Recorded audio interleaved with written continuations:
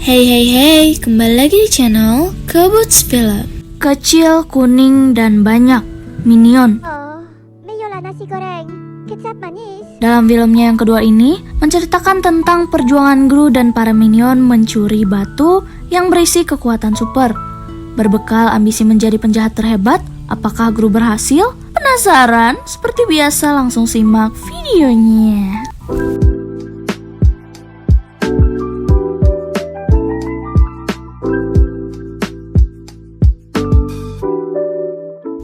Di awal film, terlihat wanita Kribo yang tengah dikejar oleh para polisi.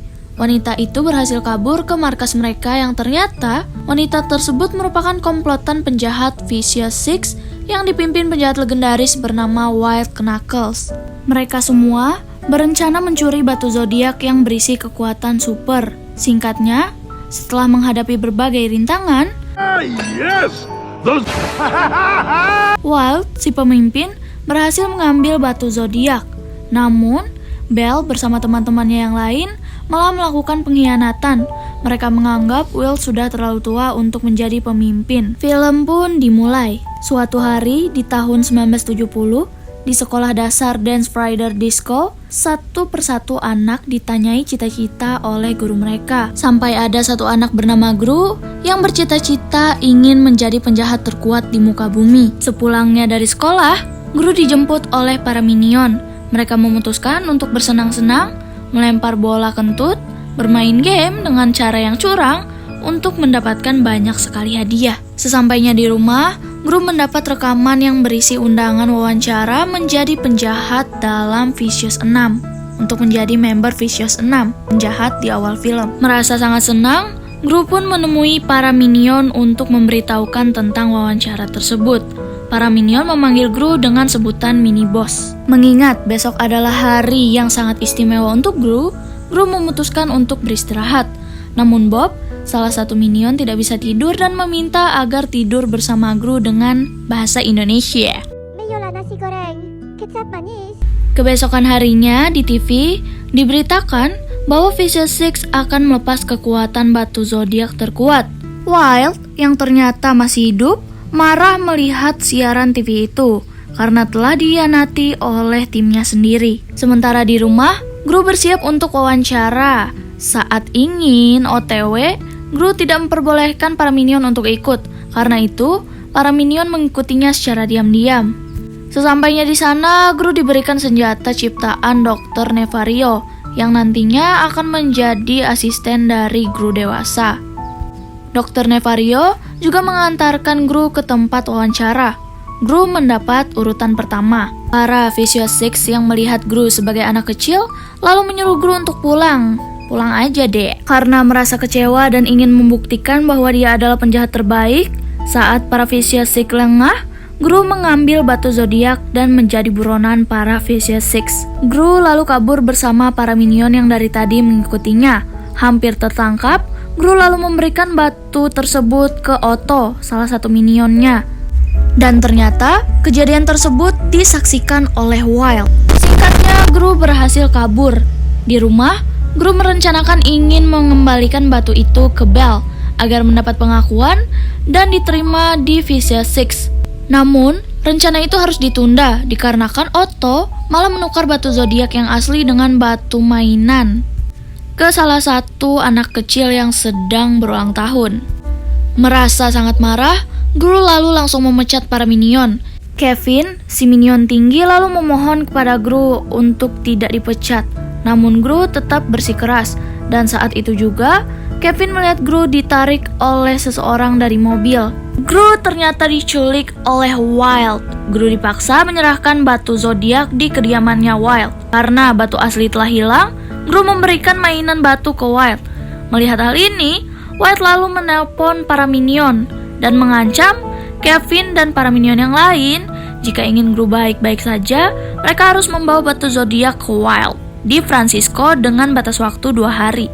Keempat minion, Kevin, Stuart, Bob, serta Otto, si pelaku penghilangan batu zodiak, lalu segera ke tempat anak kecil di mana Otto menukar batu zodiak dengan batu mainan.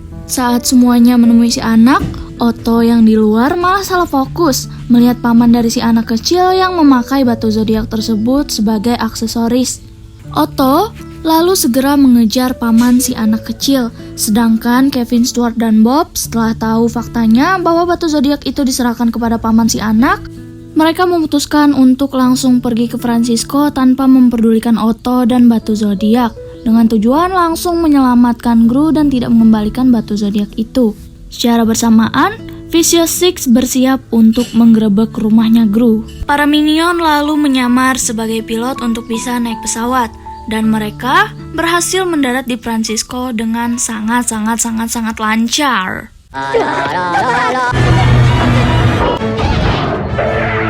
Sementara itu, Gru sedang diikat sampai nanti batu zodiak akan dikembalikan.